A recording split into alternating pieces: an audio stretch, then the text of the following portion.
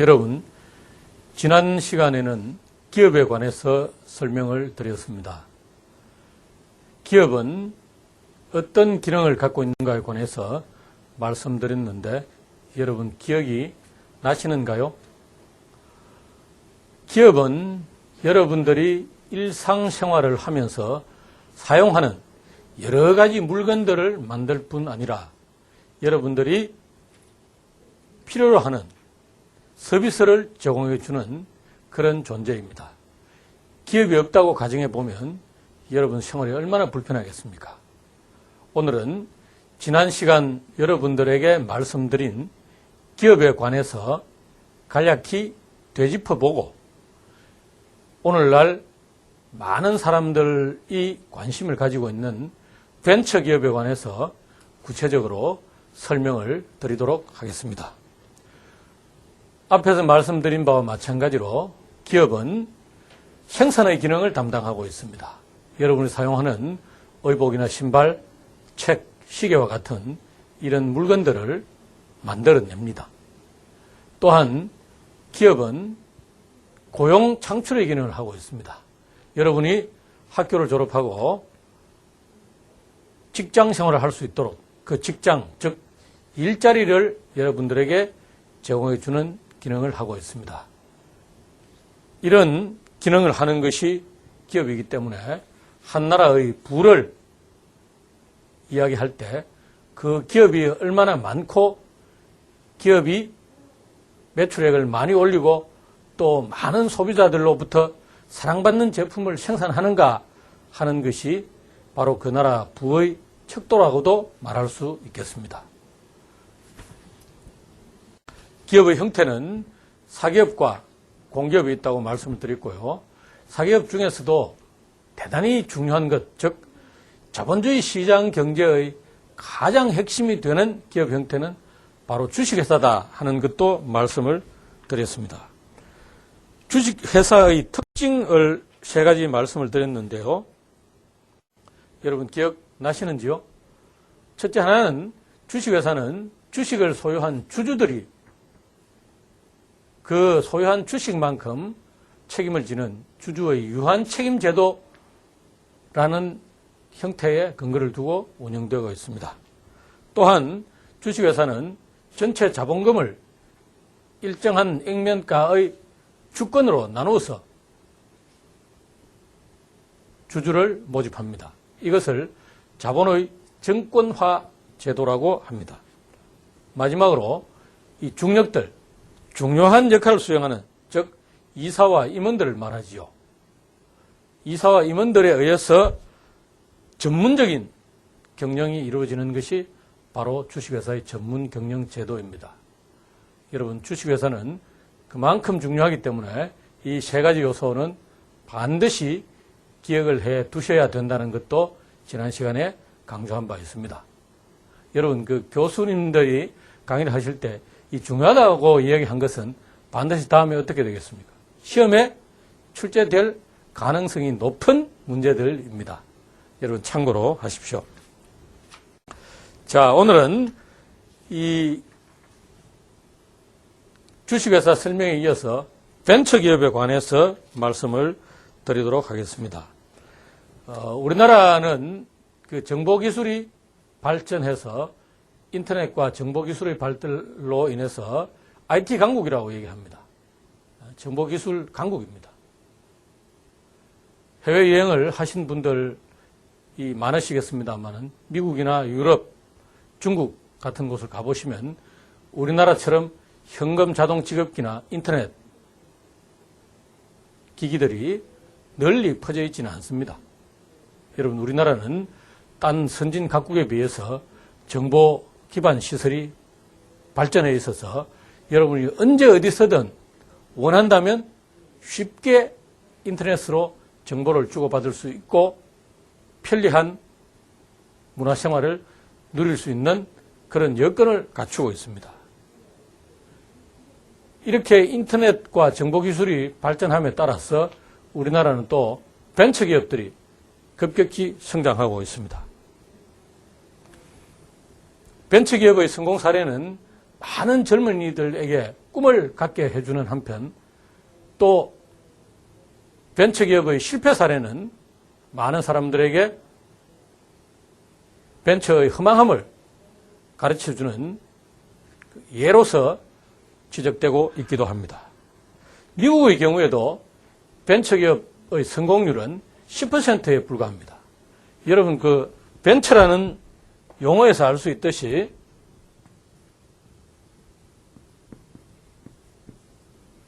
벤처라는 이 말은 이 모험이라는 뜻이 있습니다.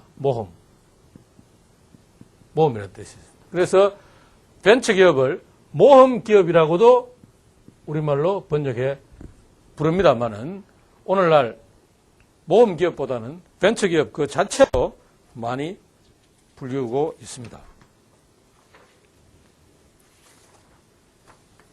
벤처기업에 투자하는 자본을 벤처 캐피탈이라고 부릅니다. 벤처 캐피탈. 벤처 기업은 경영자들이 새로운 아이디어나 혁신적인 그 신제품에 대한 마인드를 가지고 혁신적인 제품을 만들 수는 있지만 그것을 상품화할 수 있는 자본이나 설비를 가지고 있지 않기 때문에 자본이 있는 사람의 투자를 필요로 합니다. 그 벤처 기업에 투자되는 자본을 벤처 캐피탈이라고 하고요. 이 벤처 캐피탈로 벤처 기업에 투자하는 사람을 여러분 엔젤이라고 그러죠. 엔젤. 엔젤이라는 말 들어보셨죠? 엔젤은 천사라는 뜻입니다. 그러니까 새로운 기회가 있는 사업가에게 이 천사와 같은 아주 그 착한 마음으로 이 사업에 성공할 수 있도록 돈을 투자해 준다는 이런 의미를 가지고 있습니다. 그리고 또한 벤처기업은 여러분 모험기업이라고 설명을 드렸습니다만 한마디로 우리말로 요약해보라고 한다면 혁신적인 중소기업이다 이렇게 생각하시면 됩니다. 혁신적인 중소기업이다. 중소기업이다.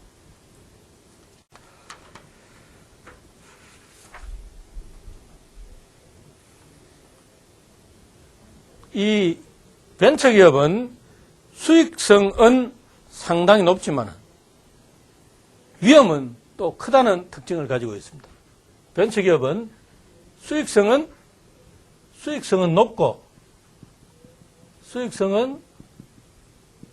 높고 위험도 상당히 높다는 겁니다. 높다. 그러니까 다른 말로 표현하면 벤처기업이 시장에서 성공하면 대박을 터뜨릴 수 있지만은 시장에서 실패하면 헛방이 되고 만다는 것입니다. 여러분 이해하실 수 있으시겠죠?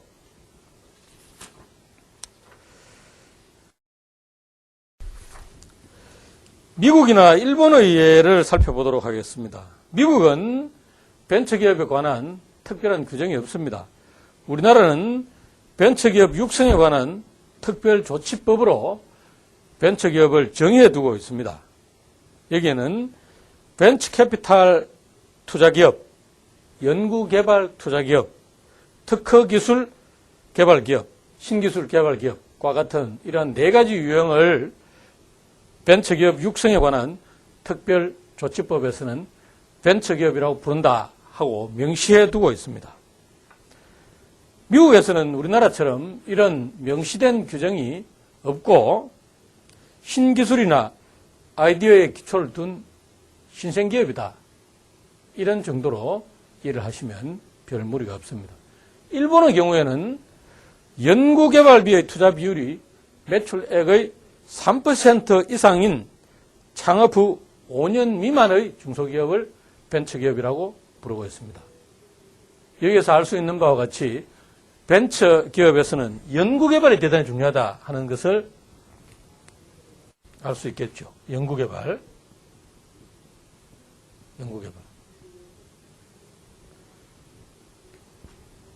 벤처기업의 경영자들은 자기가 가지고 있는 아이디어나 이 상상력, 가지고 새로운 제품을 만들어낸다는 것입니다. 새로운 제품을. 여러분, 정보통신과 관련된 이런 인터넷 사업에서 여러분 생각해 보십시오. 여러 유형의 새로운 사업들이 있지요.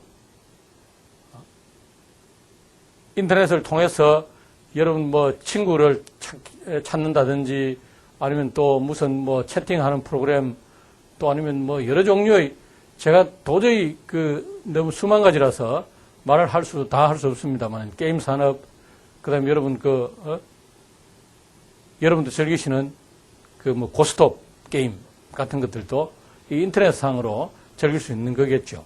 이런 새로운 과거에는 우리가 사람들이 만나서 얼굴을 맞대고 대면 접촉을 통해야 뭔가 이 관계가 형성되고 게임이 이루어진다고 생각했는데 이제는 어떻습니까?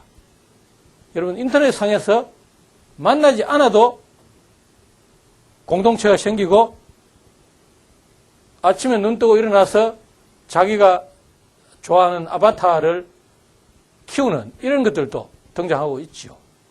여러분 새로운 형태의 사업 아이디어들이 무궁무진하게 나타나고 있습니다. 이런 것들과 젊은 사업가들의 적극성이 결합해서 여러 유형의 벤처들이 등장하고 있는 것입니다. 우리나라의 벤처기업의 현황과 특성을 살펴보면 우리나라의 벤처기업들은 1990년대 후반부터 본격적으로 정보통신산업 부문에서 벤처기업이 발달하기 시작하였습니다. 정보통신 벤처기업의 수를 1998년 자료이긴 합니다만은 이 1,500여 개 되는 벤처기업 수 중에서 정보통신 관련된 업종이 30%를 넘고 있습니다. 의료나 정밀 한 7% 정도 되고요. 일반 중소기업과 이 벤처기업을 비교해 보면요.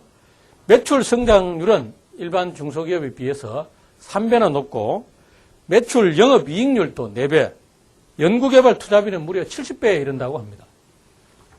좀 전에 말씀드린 벤처기업이 연구개발 투자하고 밀접한 관련이 있다는 것을 잘 알 수 있겠죠. 일반 중소기업에 비해서 벤처기업이 연구개발에 투자하는 비율이 70배나 많다. 70배. 연구개발에 아주 큰 비중을 차지하고 있는 그 기업이다. 이런 생각을 하셔도 여러분 틀림이 없습니다. 이러한 벤처기업의 특성을 살펴보도록 하겠습니다. 특성은 3가지 정도 요약되는데요. 첫째, 벤처기업들은 창조적인 기업이라는 겁니다. 벤처기업은 이 창조적인 기업이다. 첫째, 이 창조적인 기업이다. 창조적 기업이라는 것은 벤처기업의 경영자들은 어떻다는 얘기입니까? 창의성을 대단히 중시하고 본인이 창의적이거나 창의적인 사람을 활용하여 사업을 한다는 얘기겠지요. 창의성.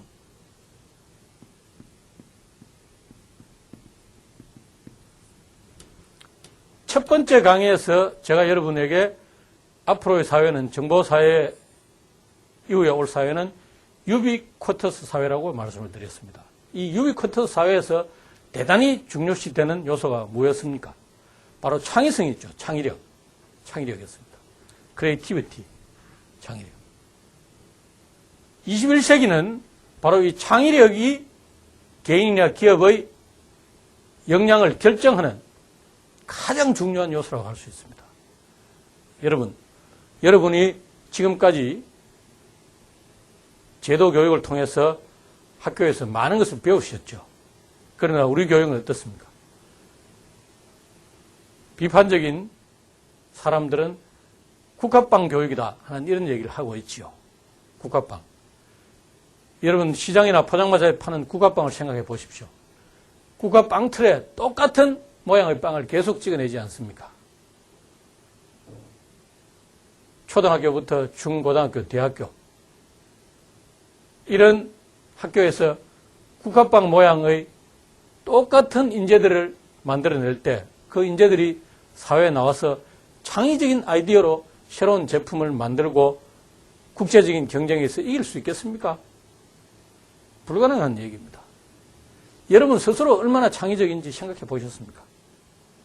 여러분 잘 아는 콜럼부스의 달걀 아시죠? 딴 사람이 지금까지 해오지 못한 방법이나 새로운 것을 생각하고 시도하는 것, 그것이 창의적인 겁니다. 시중에 창의력 개발이나 창의성과 관련해서 여러 종류의 책들이 나와 있습니다. 여러분 한번 읽어보십시오. 그리고 여러분 이 강의를 들으시는 분 중에 혹 자녀를 키우는 부모님이 계신다면 자녀를 영어 공부 잘하라, 수학 공부 잘하라 말씀하지 마시고 창의적인 아이로 키우셔야 합니다. 21세기에는 이 창의적인 아이가 여러분에게 효자, 효녀가 됩니다. 벤처기업은 바로 창조적인 기업이라는 겁니다. 두 번째,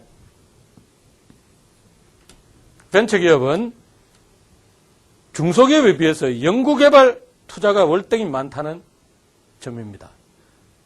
누차 말씀드립니다만 벤처기업은 R&D, Research and Development 기업이라는 겁니다. R&D 기업이다. 벤처기업은 R&D 기업이다. 벤처기업이 새로운 아이디어 하나만 가지고 시장에 나와서 성공하고 뭐 이렇게 하는 기업들은 금방 사라지고 맙니다. 제가 좀 이따가 설명드릴 사례에서도 여러분 나옵니다만 벤처기업은 끊임없이 새로운 아이디어 변신을 시도하지 않으면 경쟁에서 살아남지 못합니다. 마지막으로 세 번째 특징 중에 하나가 벤처기업은 이 관료적인 기업이 아니라 동태적인 기업이라는 겁니다.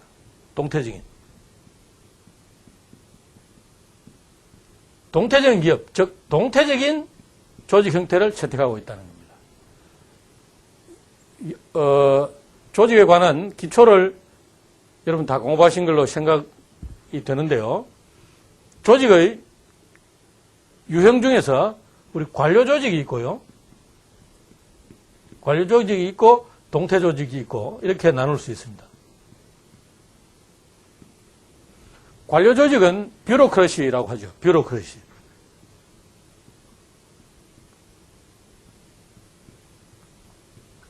뷰로크러시. 이 뷰로라는 말은 사무실 이런 뜻입니다. 사무실에 앉아서 이 크러시 하는 말은 통치한다는 겁니다. 그러니까 여러분 동사무소, 학교 이런 데 가보시면 어떻습니까? 직원들이나 선생님들이 책상에 다 앉아 있지 않습니까? 사무실에 앉아서 뭔가 업무를 처리하고 통제한다는 겁니다. 동태 조직은 에도크러시라고 부릅니다.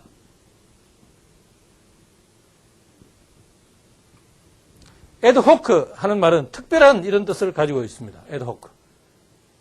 특별한, 일시적인.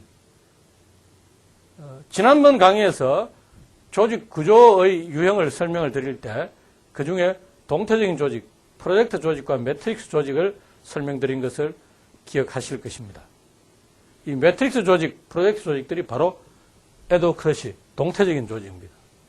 동태적인 조직은, 관료 조직은 지시와 통제, 명령, 규정, 규칙에 의해서 운영되고 관리되지만 이 동태 조직은 관료 조직에 비해서 이 부문 단위로 독립적인 의사결정을 한다든지 훨씬 더 유연성이 있는 조직입니다. 동태적인 조직. 유연한 조직이다. 유연한 조직이다.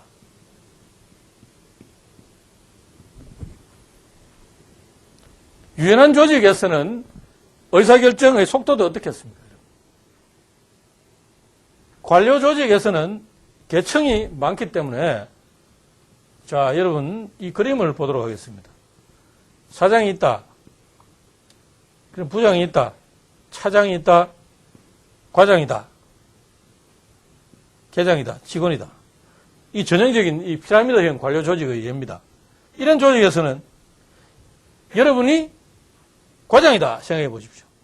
그러면 무엇을 하나 아이디어를 내어서 시행하려고 그러면 사장님의 결재까지 받아야 되려면 몇 단계 있습니까? 무슨 단계가 있지요? 4단계. 그러면 이게 시간이 얼마나 걸리겠습니까? 시간이 많이 걸린다.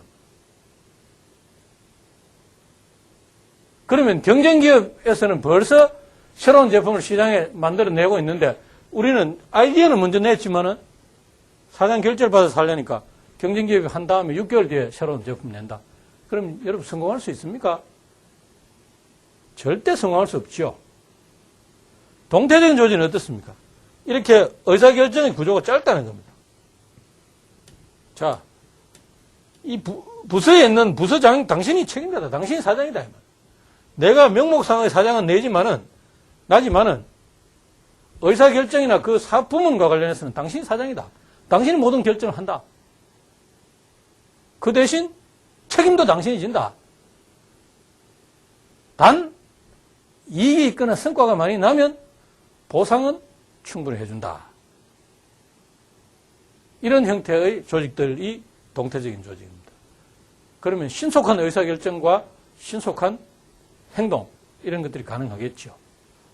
환경이 변하거나 오늘날 이 급격하게 여러분 그런 말 들으셨죠?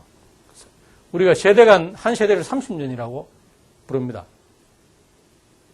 30년인데 요즘 여러분들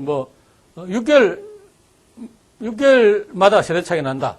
또 어떨 때는 몇 달마다 세대 차이 난다. 할 정도로 세상이 급격히 변하고 있지 않습니까? 이럴 때 이런 형태의 관료 조직으로 경쟁에서 이길 수 있습니까? 못 이기겠죠. 그러므로 벤처기업은 이 동태적인 조직, R&D 기업, 창조적 기업 이 세 가지 특징을 가지고 시장에서 열심히 노력하는 그런 기업이다. 이렇게 생각을 하시면 됩니다.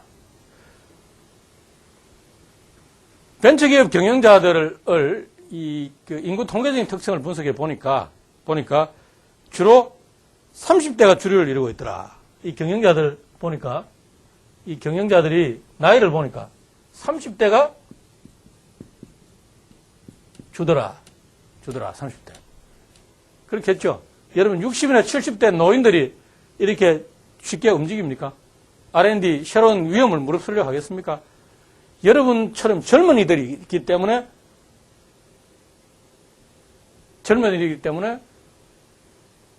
어려운 해외여행도 하고 그다음에 봉사도 떠나고 이렇게 새로운 미지를 탐험하고 하는 이런 그 적극적인 활동을 하지 않습니까? 30대 젊은이들이 주로 벤처기업의 경영자더라. 미국과 일본 우리나라 벤처기업들을 비교를 해보면 등장한 시기는 미국은 1960년대 벤처기업이 등장했다고 합니다. 일본은 그보다 10년 뒤늦은 1970년대, 우리나라는 그보다 또 10년 뒤늦은 1980년대에 벤처기업이 등장을 했다고 합니다. 미국은 새로운 신제품 중심으로 벤처기업의 제품들이 많이 생산되고 있고요. 일본은 성장기 제품, 한국은 성숙기 제품, 이런 제품들을 미국이나 일본에 비해서 미국에서 이미 시장에서 성공한 이런 제품들을 이 국내에서는 벤처기업들이 관심을 가지고 생산을 한다. 이렇게 보시면 되겠습니다.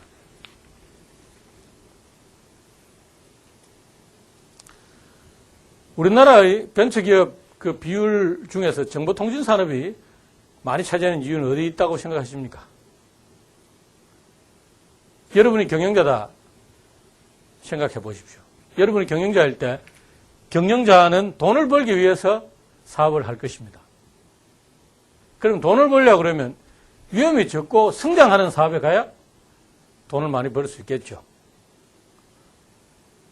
사양산업에 가서 사업을 하겠다.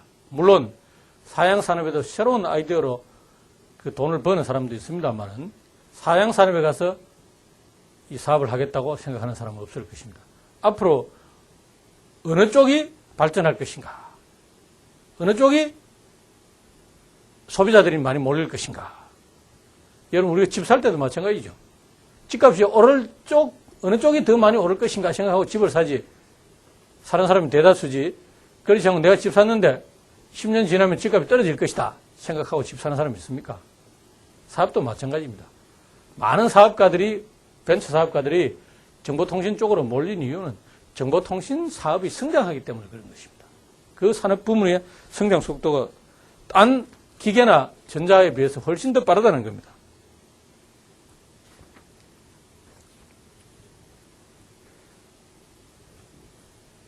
정보통신 산업 관련 통계 자료를 제가 한번 찾아보니까요. 이 97년도에는 우리나라 GDP의 9.1% 정도 이렇게 차지하고 있었습니다.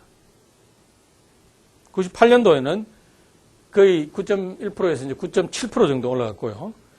부가가치액도 무려 43조 6,900억 정도에 다다랐습니다. 종사자, 정보통신업에 종사하는 사람들도 무려 56만 7천여 명 가까이 되는 걸로 조사가 나와 있었습니다. 여러분들도 벤처와 관련된 기업을 창업을 하시려면 산업의 성장 방향이 어느 쪽으로 갈 것인가 하는 것을 관심을 가지고 살펴보셔야 할 것입니다. 이런 벤처기업과 관련해서 그러면 과연 그 정부에서는 어떻게 해야 될 것인가 하는 두 가지를 설명을 드리겠습니다. 정부에서는 벤처기업과 관련된 여러 인프라를 정비해야 할 것입니다. 기술개발 지원이나 인력, 조세 같은 이런 지원 제도 이런 것들 정비하고요.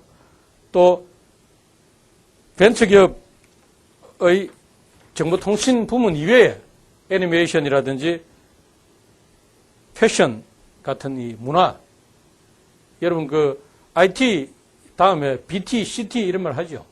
BT는 바이오 테크놀로지, 혁명공학 쪽이고 CT는 뭡니까? 바로 이 문화 테크놀로지, 칼처 테크놀로지, 문화.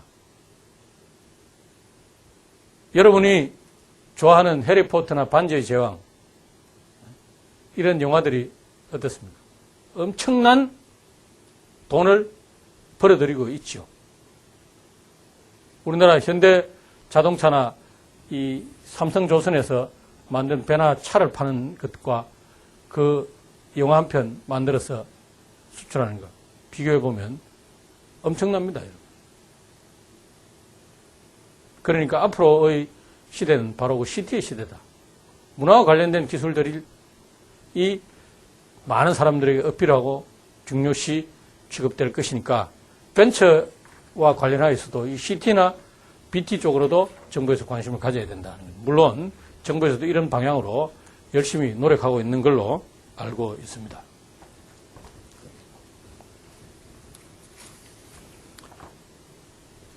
이런 벤처기업의 그 성공 사례와 실패 사례를 우리가 하나 살펴볼 것인데요.